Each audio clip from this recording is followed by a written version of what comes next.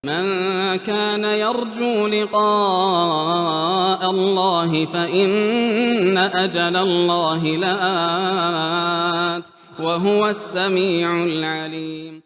Baik. Ada sebagian dari as-salaf yang membaca sebuah ayat yang membuatnya menangis. Dia sangat sedih sekali sampai keluarganya itu khawatir akan hal itu. Iya.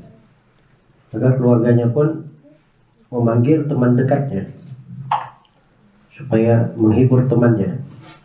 Begitu teman dekatnya datang, ditanya kenapa kamu menangis, maka disebutkan sebabnya. Akhirnya dia juga ikut menangis. Jelas ya? Sebabnya kenapa? Dia baca ayat di akhir, dia baca ayat di surah Az-Zumar. Wa badalahum minallahi ma lam yakunu yahtasibun. Dan tampak untuk mereka dari Allah apa yang mereka tidak sangka-sangka. Nah, itu ayat dahsyat sekali ya dari sudut kandungan. Kadang seorang menyangka amalannya sudah bagus, ternyata di hari kiamat dia dapati dirinya tidak seperti itu. Begitu yang membuatnya menangis. Baik, jadi maksudnya mereka itu ketika membaca Al-Quran ada tadabbur secara makna, bukan secara lafaz saja. Kemudian yang ketiga ada namanya tilawah hukmiyah. Tilawah hukmiyah itu dia membaca secara apa? Dia membaca dengan memperhatikan hukum-hukumnya, memperhatikan kandungannya. Nah, itu tilawah hukmiyah namanya. Baik, diamalkan dari kandungannya, hukum-hukumnya. Baik, kemudian dari surah ini juga terdapat bahwa Allah itu tidak akan membiarkan manusia di atas kesesatan, tapi diutus kepada mereka para rasul membawa kebenaran, memberi kabar gembira dan memberi peringatan.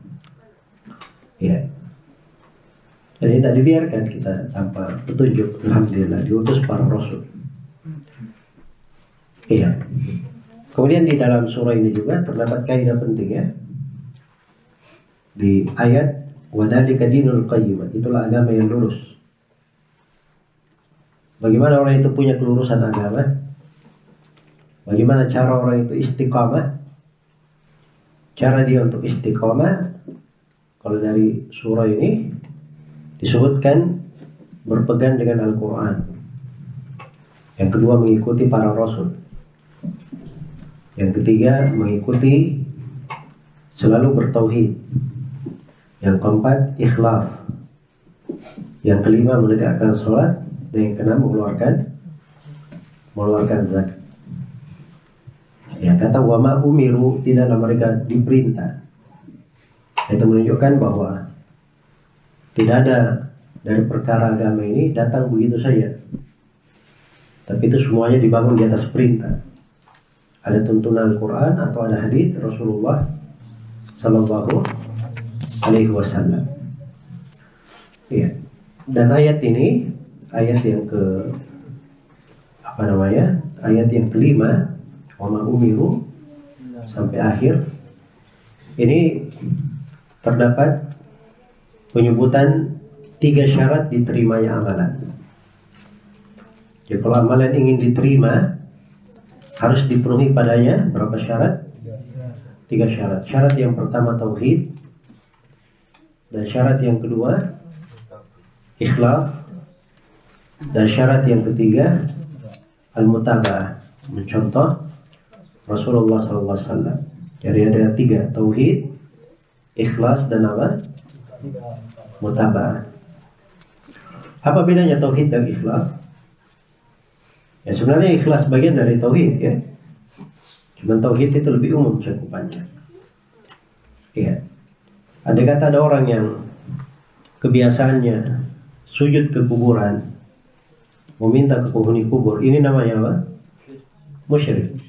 Andai kata orang yang datang ke masjid, dia sholat ikhlas sesuai dengan petunjuk Nabi sholatnya, berarti terpenuhi syarat ikhlas dan apa? Mutaba'ah. Apakah sholatnya diterima?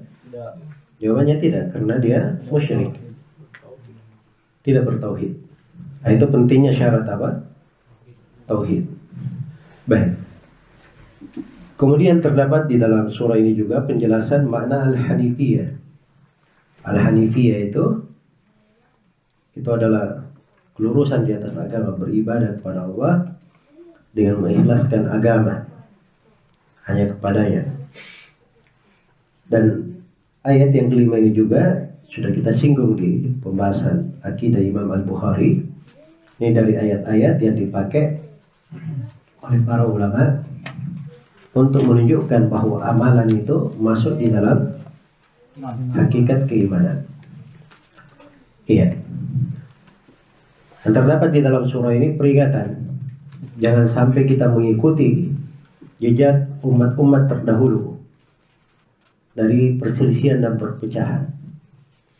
Nah, ahlul kitab ini berselisih dan perpecahan. Ya, diingatkan kita supaya jangan mengikuti mereka. Kemudian terdapat juga ya di dalam surah ini sebuah kaidah terkait dengan sebab pokok terjadinya perpecahan. Jadi kalau terjadi perpecahan kita harus tahu apa sebabnya supaya bisa dihindari. Kalau surah ini sebabnya apa?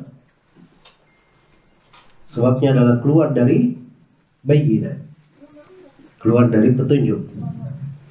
Iya.